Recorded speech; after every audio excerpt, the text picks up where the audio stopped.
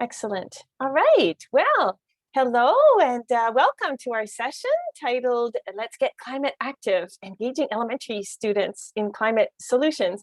So my name is Marie Tremblay and I'm with the Alberta Council for Environmental Education, otherwise known as ACE. And I'm super pleased to be co-presenting this session with Caitlin Chandler with the Climate Change program at the City of Calgary. As you can see, this session is designed specifically for elementary teachers. And I also want to point out that throughout our presentation, Caitlin and I are going to be sharing a lot of resources that you can use with your students. And if you're interested in getting a copy of the presentation along with all the links to these resources, we'll show you how to contact us at the end of the presentation. I'll be sharing a link in the chat at that time. Also note that this session is being recorded and it will be made available through the ACE website after the convention. Now, I do want us to learn how to use the annotate tool because we're going to be using that in this session. And I want to point out where it is. So let's just practice using it for now. At the top of your screen, you should see a menu and it's called viewing options, I believe. And if you click on that, you'll have a menu and the annotate, I think, comes up at around sort of like the third option. So I'm going to bring out my annotate tool. If you click on it, you get a little ruler. And you know what? I'm so happy to see you guys. So I'm going to go under stamp and I'm going to put a bunch of hearts here because we're happy to see you. So if you can see that, feel free to mess up this slide here. I just want to make sure everybody has located the annotate tool. Just one more time, it's right at the top of your screen under viewing options, and then there'll be a pull down menu. I think it's a third option or so. It's called annotate, and then you get a ruler. Yes, I'm seeing everybody. I'm seeing a lot of stamps now. Wonderful. I know that this does not work apparently if you're using a Chromebook. And if that's the case, fear not. We do have the chat going. And if you want to, there's an opportunity then to put some, contribute to the discussion through the chat. So we'll be following what's going on in the chat as well. So it's a wonderful technology, but it doesn't always work every time. So we'll just have to go with it. Okay, I think we've got the handle here. If you have any questions for either Caitlin and I, we'll be tag teaming a little bit today. Feel free to put your questions in the chat and then we'll try and get to those questions as opportunities arise. All right, so let's go on. I'm going to clear this now. So stop annotating, please, because we're going to go to the next slide and we're going to use this as an opportunity to see who's with us today. So if you can put a stamp or something in the appropriate box, it'll give us a sense of who's part of this session. And that's always nice for us to know.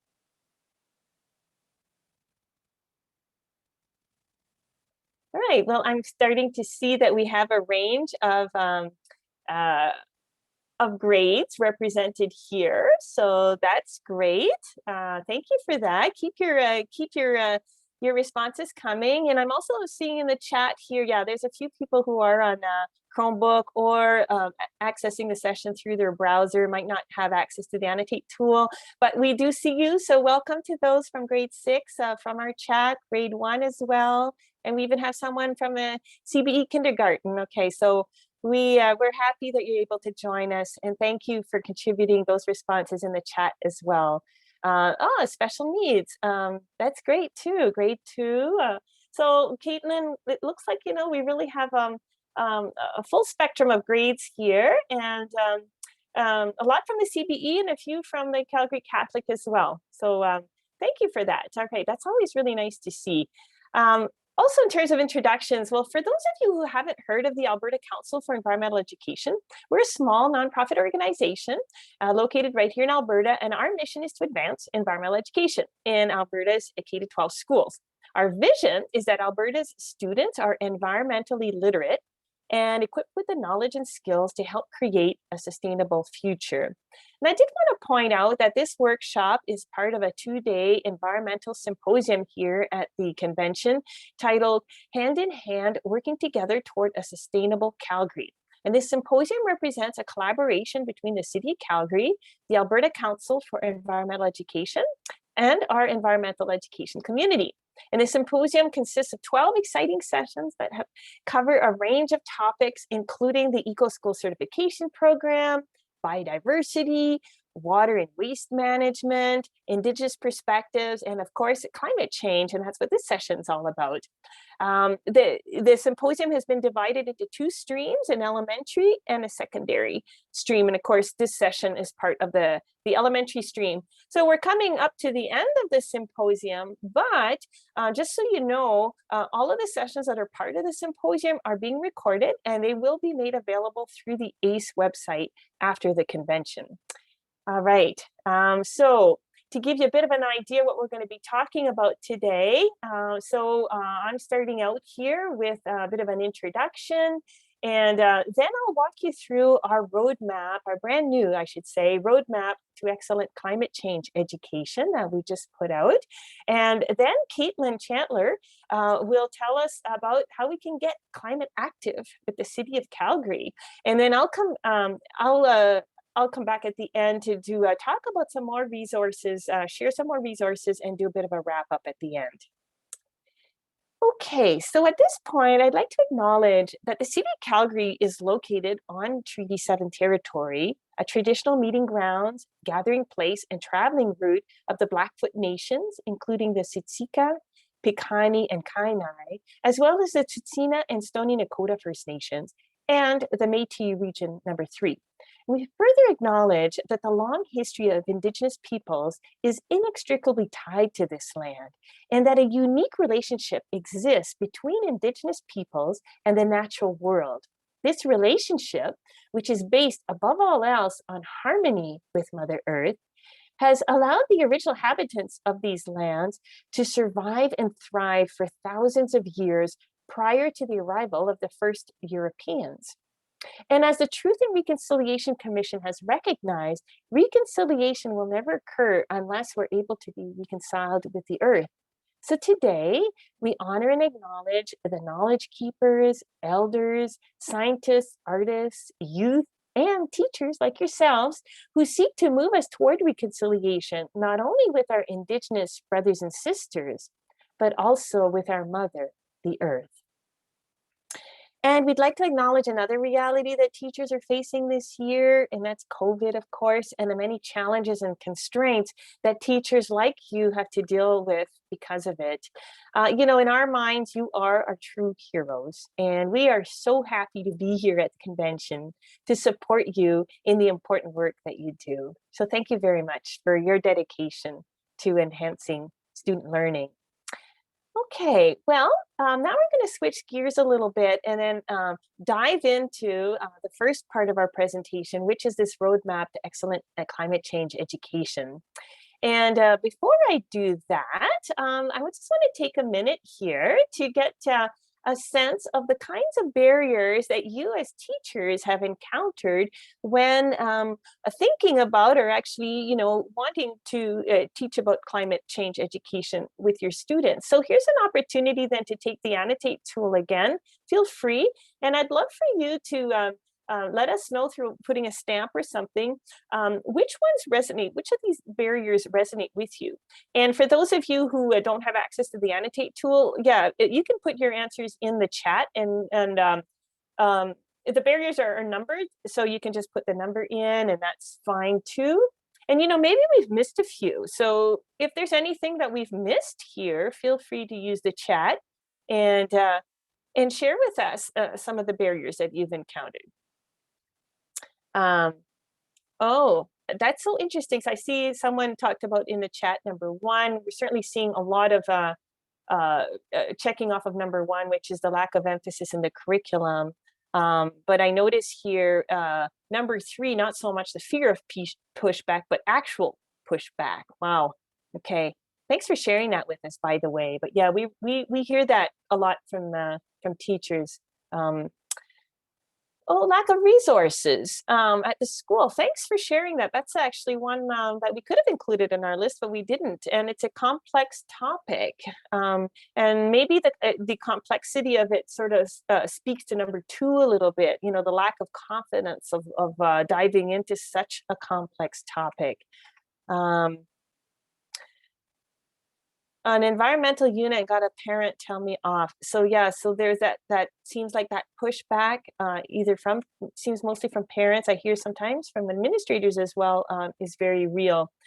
Okay, well, and the lack of time. Yeah, right. Well, the whole purpose of our workshop is to try and work through these barriers and address them and give you some strategies for overcoming them. So thank you very much for sharing that with us. I am going to clear now the annotation so that we can move on to our next slide. I'm going to take the opportunity right off the bat here to address the curriculum piece. That was number one. We all know that our current curriculum is quite outdated.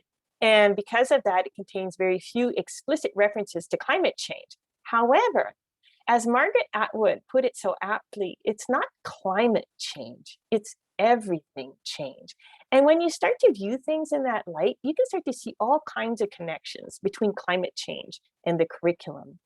And to help teachers see these connections, we identified links to climate change for every unit in the science and social studies curriculum from kindergarten to grade 9. And by doing this work, we realized the importance of broadening these links beyond just climate change to other sustainability themes, including place and nature, as well as Indigenous perspectives, and also links to City of Calgary environmental and climate strategies.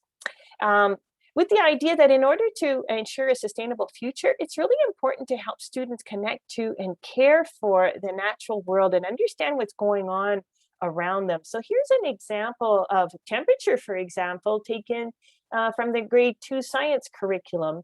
And our links here are all in the form of age-appropriate questions that you can start exploring with your students. So it's this idea of understanding what's actually really happening around them beyond just the classroom walls, right? So there's a nice opportunity to start talking about temperature and what that means and what does that mean in terms of ecosystems and whatnot. Now, all of these links are on our website, and of course we'll be sharing the presentations and all the links that are contained herein at the end of this session. So don't worry about that. I'll show you how to do that at the end.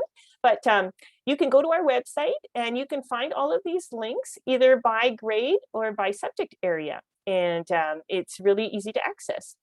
All right, so now that brings me to the actual roadmap itself. So last year, my colleagues at ACE and I produced this roadmap to excellent climate change education. And it's available actually as a downloadable PDF. It's featured right here on the right, but I realize that the writing's pretty small.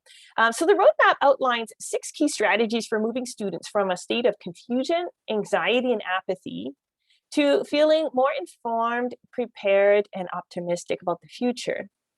And while these steps are all really important, it's important here now in the context of elementary education to make sure that what we're presenting to students is age appropriate.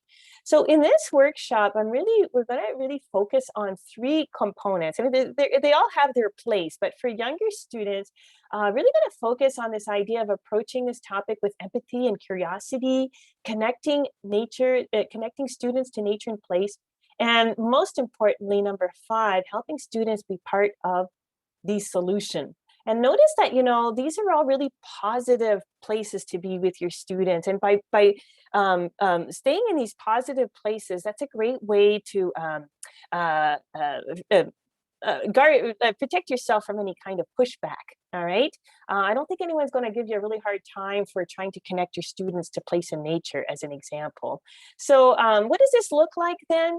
Well, we need to, I'm going to take in a little bit of a road trip. It's going to be pretty quick here. But I want you to think about what was your own education on climate change when you were a student? Well, if you're like me, chances are you didn't learn much about this topic at school. And, that means that we need to accept that none of us are experts here on climate change. All right. So I really want to encourage you to be comfortable then exploring this topic with your students. So treat it as a joint exploration. And so the purpose of this workshop is to show you how to embark on this journey safely so that everyone comes out of it feeling better informed, more positive, and empowered to make a difference and not getting into trouble with anyone. So step number 1, approach with empathy and curiosity. So We did a study last year, and it involved 14 focal group sessions with students, and we also surveyed over 500 youth aged 15 to 24 all across Alberta to better understand their perspective. And the message we heard loud and clear is that students are anxious about their future, and more importantly, they want us to do something about it. And here's just a few more numbers from this survey. So we found that 70% of high school students are worried about their future as a result of climate change. And over 2/3 agree that education around climate change should be a high priority. So there is this anxiety in students, and this is really across the board in Alberta, both in urban and rural settings. And it's good to think about this. And I love, the Indigenous perspective in terms of pedagogy. Indigenous pedagogy encourages us to consider not just data and facts like around climate change, but also to consider the student's emotional response to this topic.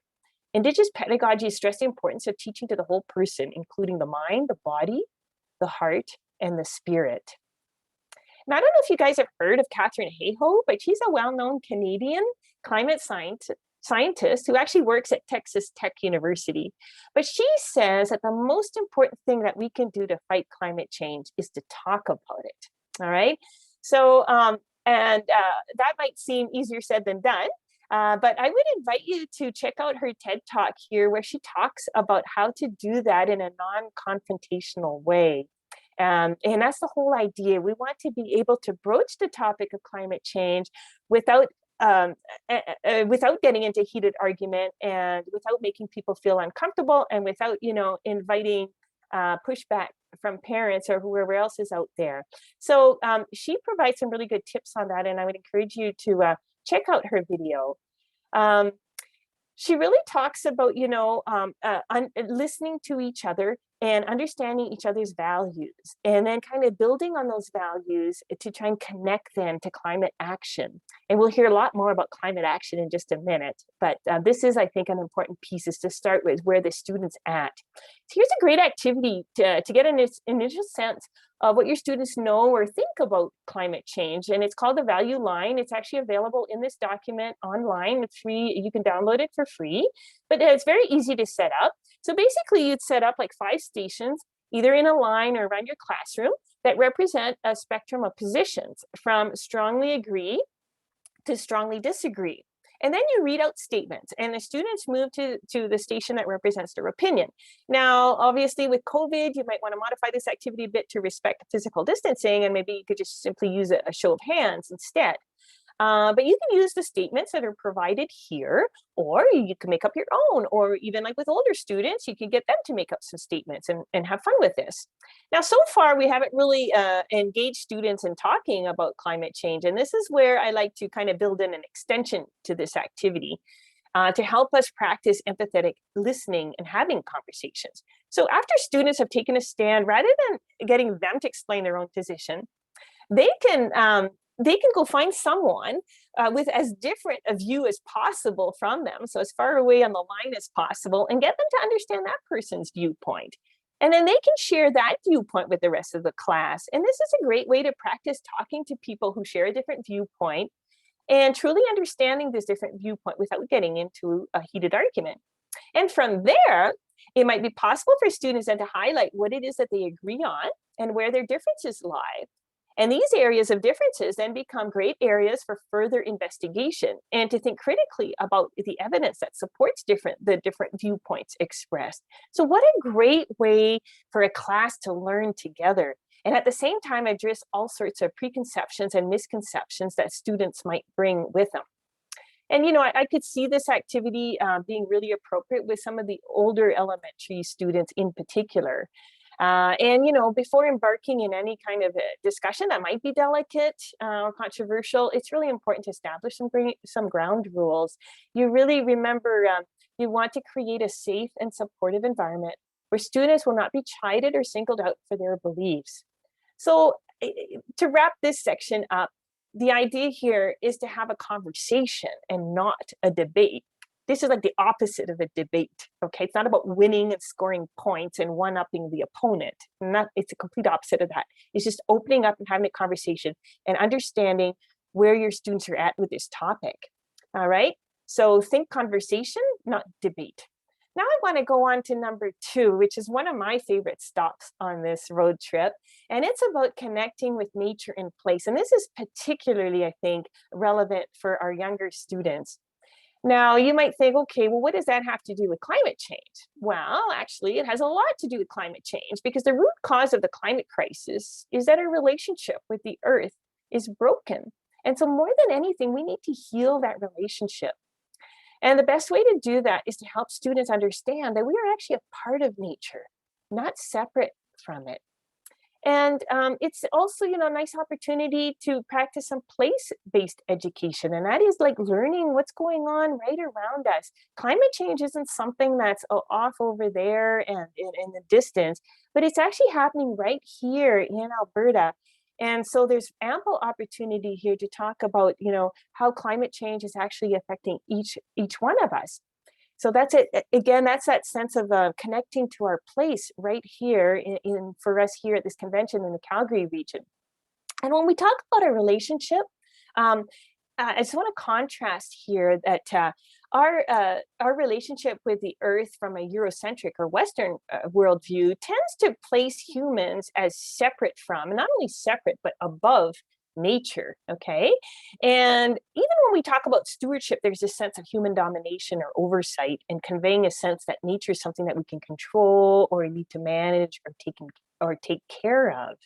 But by contrast, in most Indigenous cultures, humans are seen as inextricably embedded in nature. So there's no separation or hierarchy.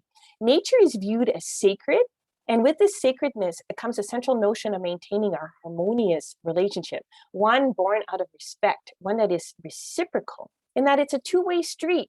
Humans must take care of nature because nature ultimately and fundamentally takes care of us. It's also a relationship based on responsibility, the responsibility of heeding the wisdom of generations of ancestors that came before us to ensure the well-being of generations that will come after us. And I have a really nice quote here from Henry Lickers, who's an environmental biologist of the Seneca Nation. And he says, and I quote, "First Nations view themselves not as custodians, stewards, or having dominion over the earth, but as an integrated part in the family of the earth. The earth is my mother, and the animals, plants, minerals are my brothers and sisters." Now, I think that these are really interesting themes to explore with elementary students, and that even the youngest student can start to appreciate what all that means. And that at the end of the day is one of the best things you can do for fighting climate change, is helping students understand that they're actually part of this whole earthly ecosystem that we're a part of, and that we need to respect it. And it's also a very happy and a place that conjures and fosters well-being for students, this sense of being connected to what's around them. It's a really positive place to be. I just want to point out once again, those curriculum connections, we have inserted them and included links to place and nature and to Indigenous perspectives in those links that I referred to earlier. And if you're interested in the Indigenous perspectives, we did have 2 sessions as part of this symposium on Indigenous perspectives on sustainability, and they will be recorded like all the other ones, and they'll be on our website. So it might be something that you want to check out. So all up, and I think I just skipped a slide there. Yeah, so there's a great resource here called one of my favorite books, Natural Curiosity. You can order it online, but they do a really good job of melding environmental education and weaving the Indigenous perspective into that. And to me, it's one of the best books that I've come across to help me understand how to do that. Lots of great activities and tips and whatnot. So I really love this resource, highly recommend. So just to summarize then, this stop, this idea of connecting students to nature and to place is really foundational. And for elementary students, it's a fun, it's a COVID-friendly place to be. It's a very positive place to be for students. And we don't want to overload students with doom and gloom. So this idea of just connecting them to nature and helping them really appreciate and respect nature is a really great place to be. And that really does contribute to student wellness. So there's so many advantages to that. All right, well, that brings me to stop number 3, which is all around literacy. And of course, literacy is very important. It's important to understand climate change.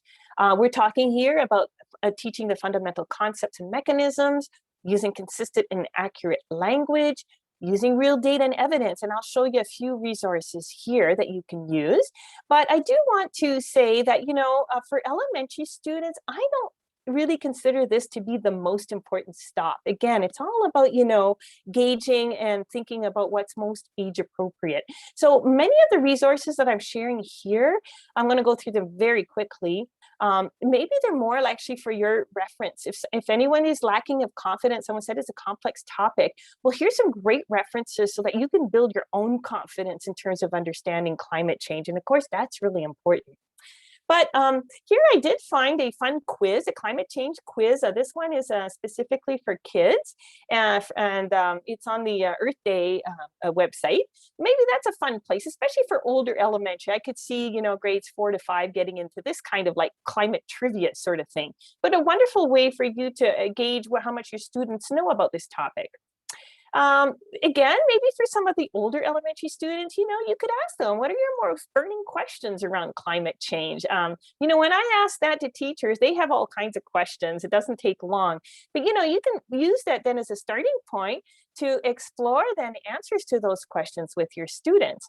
And if you're not really sure what to teach, there are some really good guidebooks out there, like this short guide here called which outlines the 7 essential principles of climate science. This is put out by the US government. It's really a solid document. Basically, it explains what are those 7 principles that people should know about climate change. This is a great way to, again, I think, arm yourself against any kind of pushback. If someone's asking you, why are you teaching that? Well, it's because it's one of the 7 principles of climate science, and I like the work of Seth Wines. So Seth Wines, a PhD student here in Canada, studying out of the University of British Columbia. But Seth Wines studied climate education across Canada, and he identified 5 essential truths of climate change, which he expressed in very simple language, which you can read here on the slide. Now, I just want to point out that these principles are the same as that previous document that I showed you, which is really technical. And then he just kind of broke it down into everyday language. So I like this because I can understand this. Yeah, the earth is warming. Okay, we need to understand that. We need to understand that it's bad. And it's because of humans, primarily burning the fossil fuels. Experts agree about the science of climate change. And also, we can fix it. Now, Seth Wines, in his research, made a really interesting discovery. And he found that in his analysis, that most climate change education tends to stop at number 2. And so we tend to talk a lot about the earth warming and all the impacts of climate change, and then it's bad. But then that's it. So think about it, right? So that's pretty negative messaging for students. And it's unfortunate we would stop here because he explains that we want to keep going. Now, maybe we're a little afraid of number 3 because that one's a little bit taboo, but it's so important. It's actually part of the good news story. If it's caused by us, then that immediately leads us to number 5, which is, well, then we can fix it. And that's the really positive place. And that's what we want to emphasize in this workshop. And we'll be getting there in just a minute. All about taking action. What can we do to fix this problem? In science class, there's a real opportunity for teachers to help students understand what the nature of the scientific consensus around the science of climate change. There is no controversy over this, by the way, right? The science is really settled. And understanding how a scientific consensus is built is a really important place to go with your students, older students here I'm talking about. But anyway, so let's go back to just a few things you could do with your students. Certainly understanding the mechanism of the greenhouse effect is a good place to go. I love this guidebook here. We're talking with younger students. So how does climate change work? What is it? Well, this guide, teaching kids about climate change, has all sorts of fun activities. And I love it because I don't know about you, but I like hands-on stuff. And I know that kids like to move. So here, for example, the carbon dioxide game explains the greenhouse effect but in a motorway. So this is basically a form of tag, and some kids are solar rays coming in, and the other ones are the greenhouse gases that are capturing them. And then you can imagine how that turns into a game of tag. Like, it's just a fun way to learn about this stuff, right? But build some basic literacy around this. This is another hands-on activity from the same guidebook, and I do want to point out that this guidebook is available on the web, and it's only $10 to get an e-copy of it. So it's very affordable, and that's why I'm purposely drawing a lot of activities from this book, because it's something that you can easily access. Follow the light energy from the sun. And again, this is another activity where students move around the classroom and they pretend that they're a light ray, but then they start to figure out, how you can get absorbed here and you can emit it there. Really fun activity to understand the mechanism. And here, this is just some reference. There's some great data out there. And of course, it's so important to deal with credible websites. So I'm really making a point here of only directing you to very, very credible websites. And we're not going to go into the alternative world. Thank you very much. Okay, so when I speak of credible, I'm talking about, high-level government websites, not political. I'm talking about, solid government websites that have data, that house data, and also things that are based on the peer-reviewed literature, okay, from universities and whatnot.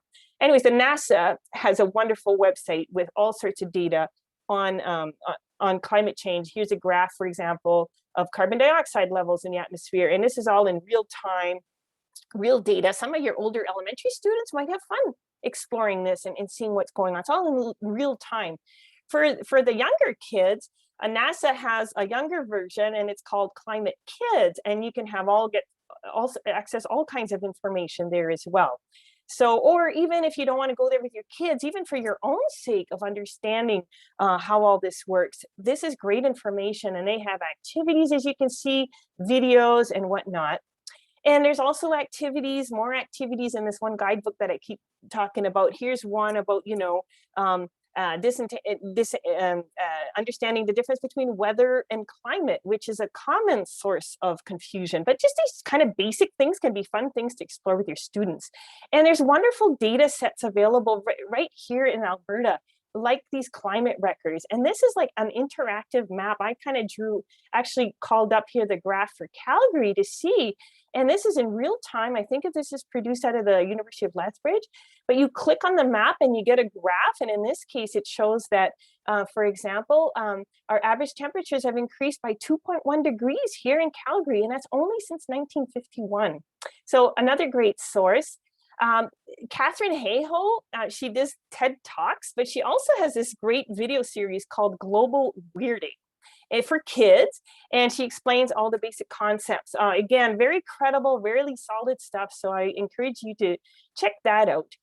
I also want to mention, though, that when we talk about climate literacy, we're not only just talking about, the science of climate change, but also the social dimensions. And that is a great way to incorporate climate change across the curriculum. And now we're into the realm, say, of social studies, when we're exploring themes of social justice and global citizenship and sustainable development goals. And as you probably are aware, number 13 of the Sustainable Development Goals is around climate action. And number 4, of course, is around quality education.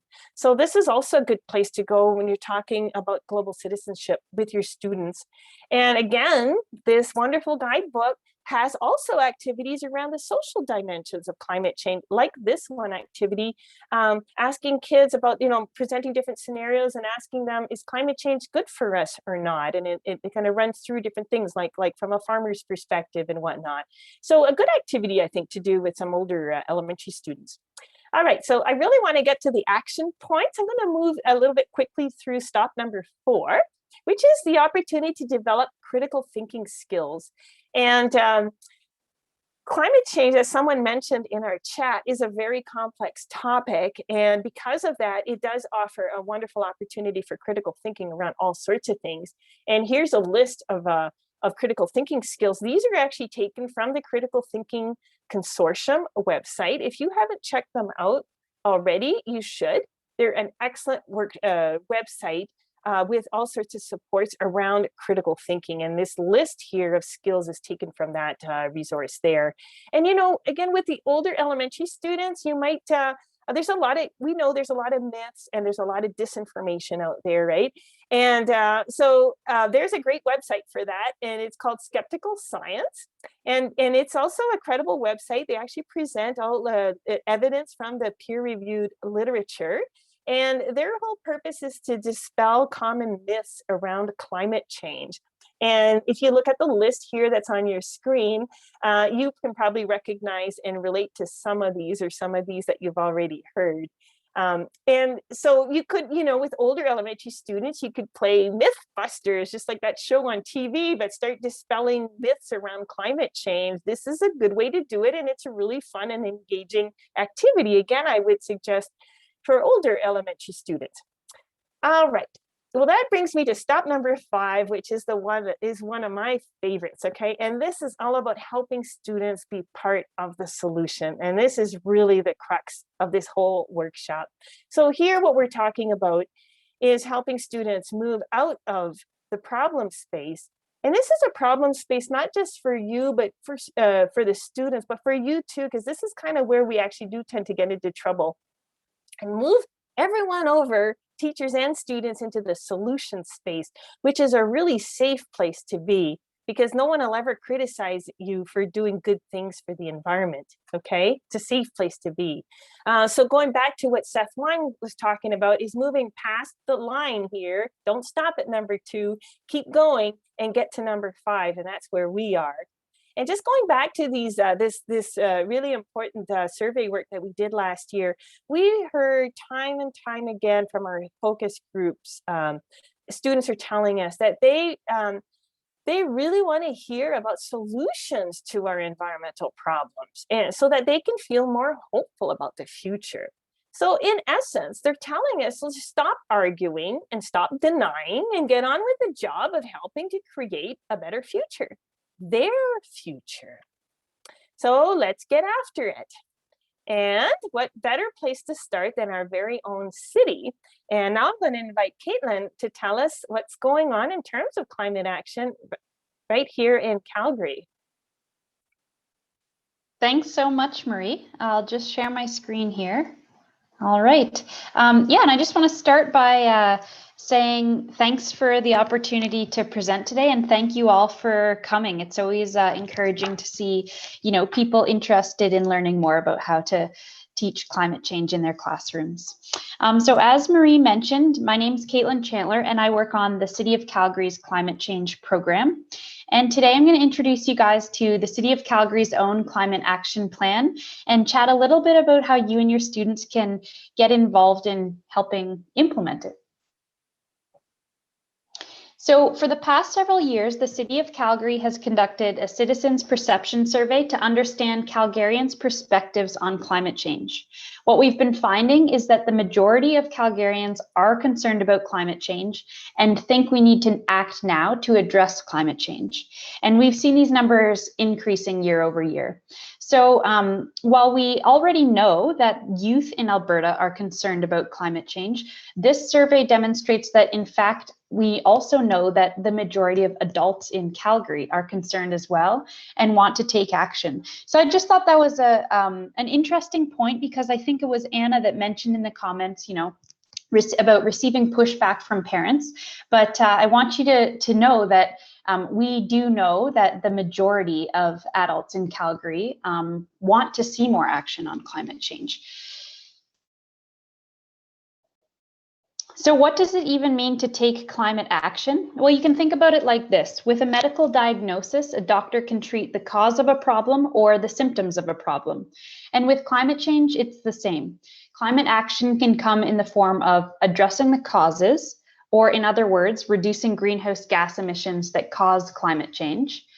Or you can address the symptoms. In other words, prepare for the impacts associated with climate change.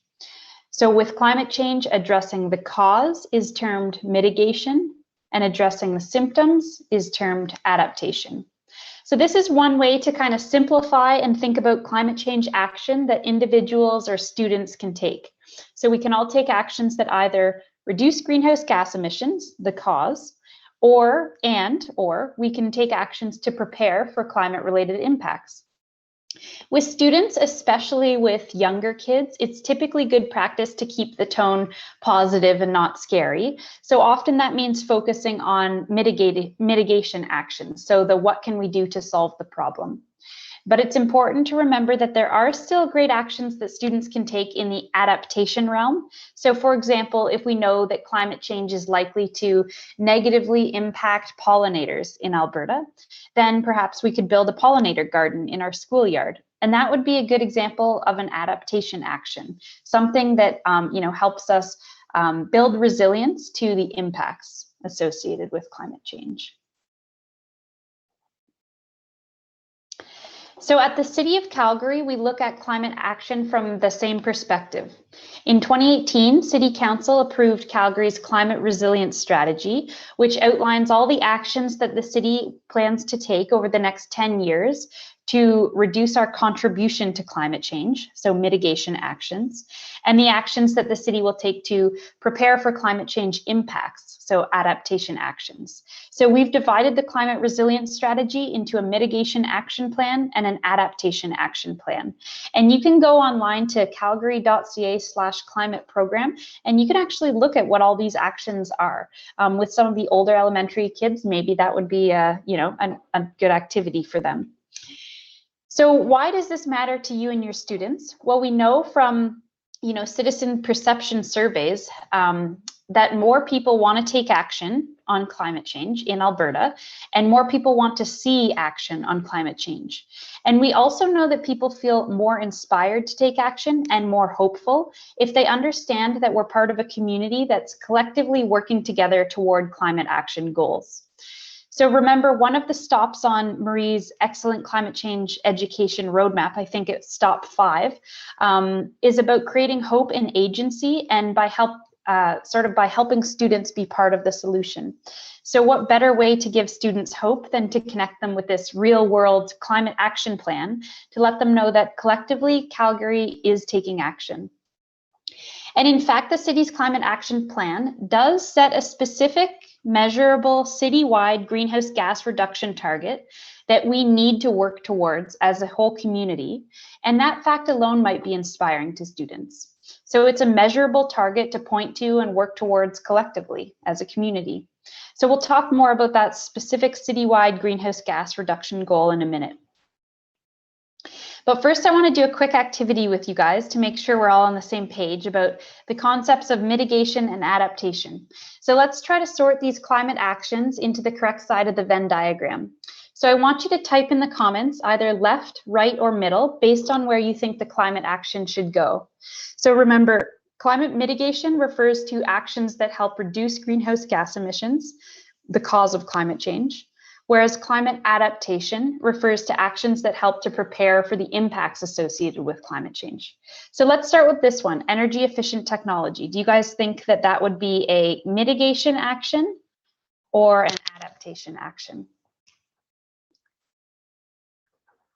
Okay, I see someone said mitigation here, and that's absolutely right. So I would consider, the use of or development of energy efficient technology to be a mitigation action because we're reducing greenhouse gases by using energy efficient technology.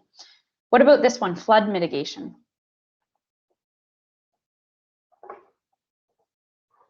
Yeah, I see someone said adaptation, and that's exactly right. So, taking action to prepare ourselves for potential flooding event, that would be considered an adaptation action.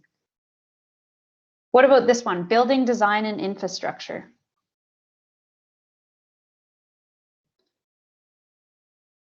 Yeah, I see someone said both. Nice. You guys, it seems like you guys got it. So I would put building design and infrastructure in the both category. And that's because, it's a little vague, building design and infrastructure.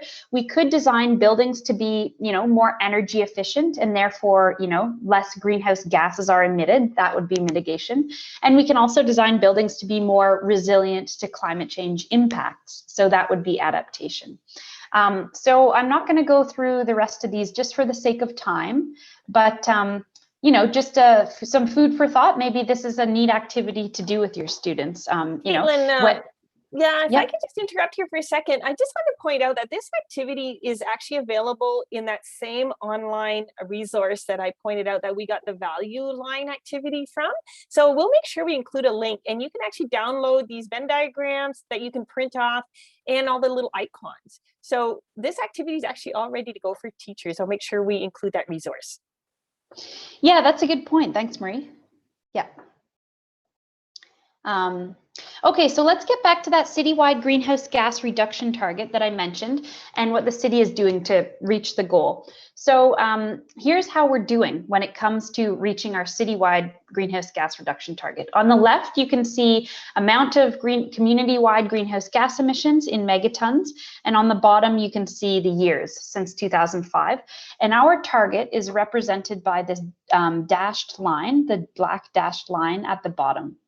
So the target is we want to reduce our greenhouse gas emissions by 80% below 2005 levels by the year 2050.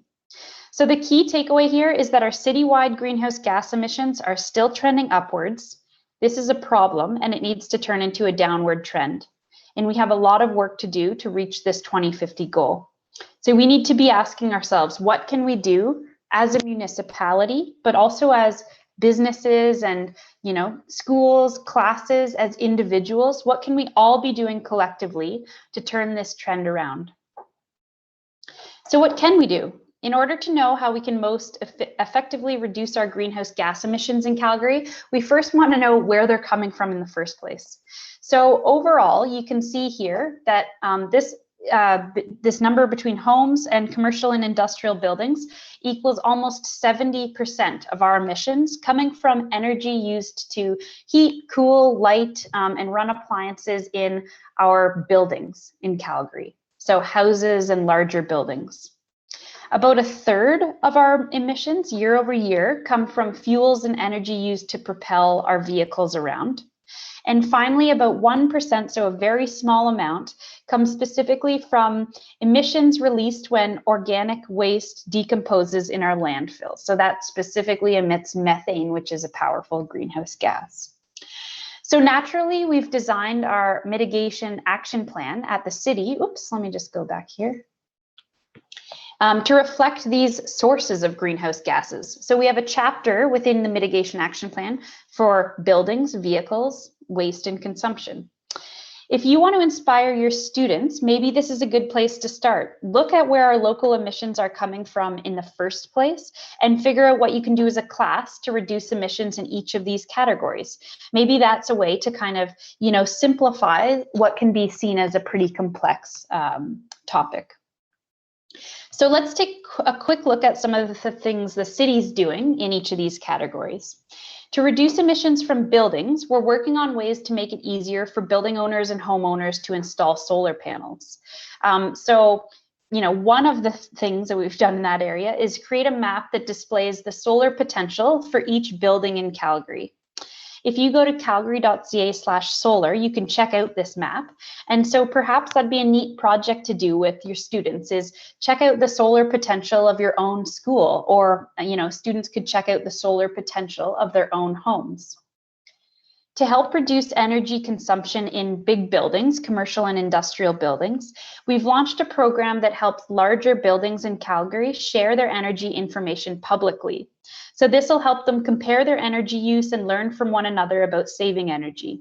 And many of the schools within the CBE are actually already on this publicly available map. So maybe that's another cool activity to do with your students. Go online, check and see if your school's on here, and compare the energy use in your school to other buildings or other schools. So you can find this map platform at calgary.ca/energy benchmark. Here are some examples of what the city is doing in the transportation category. So we've got an EV strategy, which aims to make it easier for Calgarians to own and charge an electric vehicle here in Calgary. Calgary Transit recently introduced 4 new Max Bus Rapid Transit lines, which you might have tried out in the last year or two. So these bus lines make public transit more appealing than single occupancy vehicles because they offer more frequent service, fewer stops, dedicated bus lanes, heated shelters, real-time information, etc. And we also have a number of actions we're taking to enable increased walking and cycling around Calgary. So I want you to think, what can you do with your students in the transportation category? Maybe a bike or walk to school campaign or a no idling campaign, that kind of thing. The majority of greenhouse gas emissions from the waste sector are specifically, like I mentioned, from methane emissions that are released when compost and organic material decomposes in our landfills. So remember, this makes up only a very small amount, about 1% of our citywide greenhouse gas emissions. But it still is a contributing factor. So to reduce methane emissions from organic waste in our landfills, the city has constructed a landfill gas collection facility at each of our landfills. And this reduces thousands of tons of greenhouse gases annually. And in 2017, as I'm sure you all know, the city also implemented the Green Cart program, which means organic waste goes to a composting facility instead of the landfill, which reduces methane being released from landfills. So let's bring it back to what students can do in each of these categories to help. The city's created this resource for Calgarians to learn about everyday actions we can all take to reduce our contribution to climate change in the same 3 general categories: buildings, transportation, and then we have a sort of waste consumption lifestyle category. So what we've done is we've researched and ranked more than 40 actions on a spectrum from 1 for good impact up to 5 for greatest impact. And these ratings are based on Calgary specific information, such as, data from our local electricity grid and the distance that an average Calgarian drives per year. So the actions you see here on the screen are all specific to things you can do to reduce energy in buildings. So, in your home or at your school. Here's the list of transportation actions that have been researched and ranked based on impact that you could take as an individual.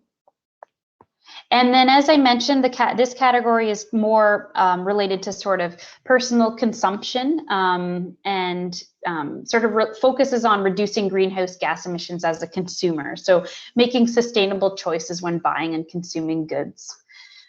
So you can go online and see details about each of these 40 actions, and you can download a checklist of the actions that you could put on your classroom wall. So I encourage you to review with your classrooms this list of individual climate actions, and maybe you can even pick 1 or 2 new actions to tackle at your school or that students can tackle at home. And remind your students that although climate change is a complex challenge that can seem overwhelming, the solutions don't have to be. Remind them that the more actions we all commit to taking, the greater impact we can have on climate change. And collectively, we know that Calgarians are beginning to make a difference. So these are my last few slides here.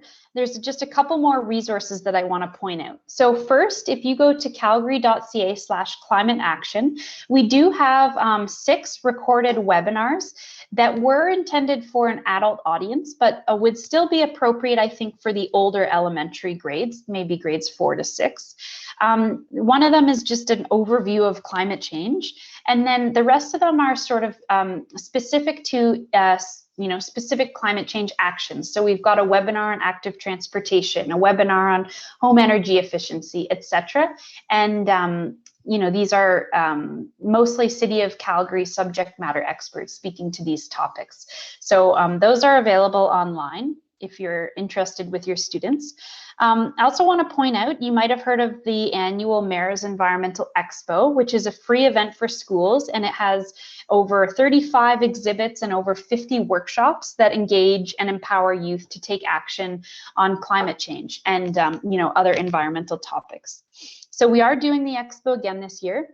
It's going to take place June 1st, 2nd, and 3rd, and registration will open in April. And you can go to this website, calgary.ca/mee, to learn more. And at that same website, you can learn more also about this Jack Leslie Youth Environmental Grant. So that's awarded to youth in Calgary who are planning and carrying out a project that directly benefits the environment. And applications for this, for the 2022 grant will open in November of this year. And then finally, the last thing I wanted to point out here is that the city sponsors the Canadian Parks and Wilderness Society Climate Game Changers program. We think this is a really awesome program available to students and teachers. It engages students in climate literacy in a hands-on manner to help foster that sense of global citizenship. So in 2 one-hour sessions, someone from CPAWS will come and help your students explore past and present climate changes in Alberta, gain an understanding of the impacts that climate change has on our ecosystems and us, and look at local examples relevant to Alberta. So the program is meant to have students sort of apply critical thinking skills on how we can develop climate solutions, especially considering we have many conflicting values and opinions here in Alberta. This program is meant for grade 4 to 6, and you can see the curriculum links there on the screen. And yeah, I think there is a cost. I think it's around $100, but you know, that's sort of subsidized by many sponsors to the program. So that's all I have to say. Happy to answer any questions in the comments. But thanks again for having me. Thanks so much, Caitlin. Yeah, we do have some comments happening. I know someone was looking for where to find out more about recycling. I do want to proceed though with wrapping up this session. So I'll invite you to look at the chat and maybe address some of the questions and comments there. I just have a few more slides. I want to share a few really good resources here as well.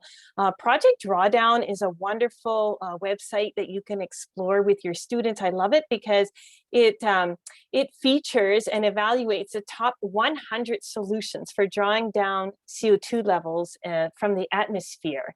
And I think for older elementary students, it's a real great look into the possibilities of what we can do if we really set our minds to it. And also points, I think, to a lot of like interesting career opportunities. So the website looks like this. It has all those 100 solutions listed in alphabetical order, and your students can go in and click on something of their interest.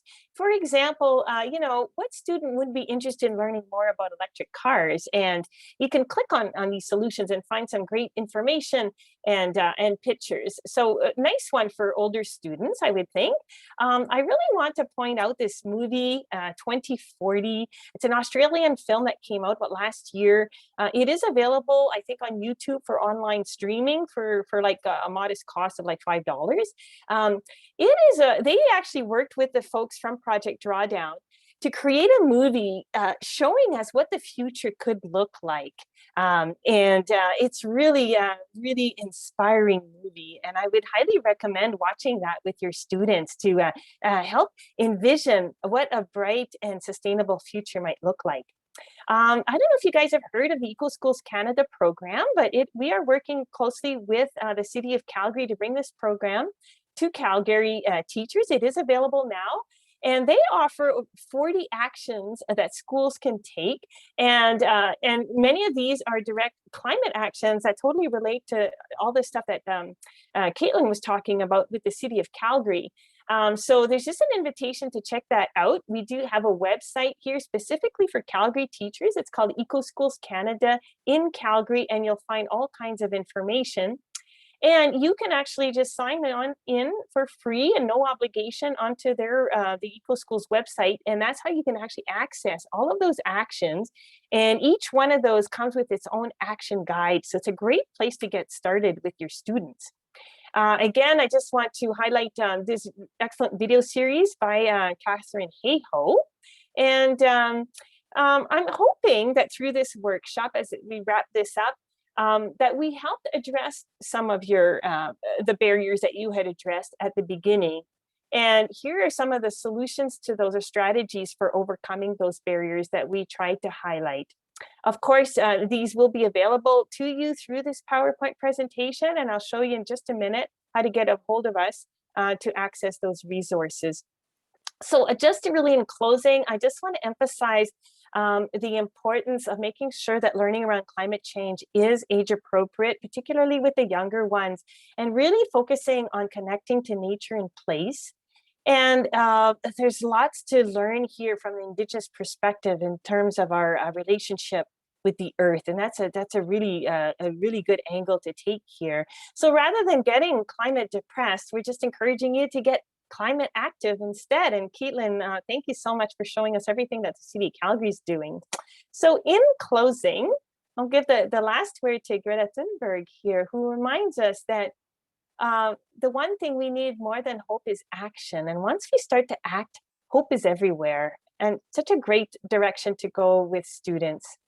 And I'd like to thank our funders. Without their support, of course, this work would not be possible. So we're very, very grateful to their support. And this brings me to my last slide, and maybe the most important one.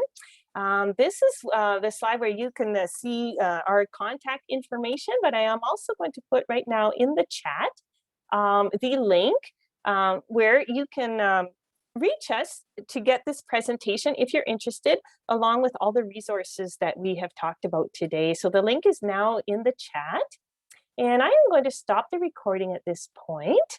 And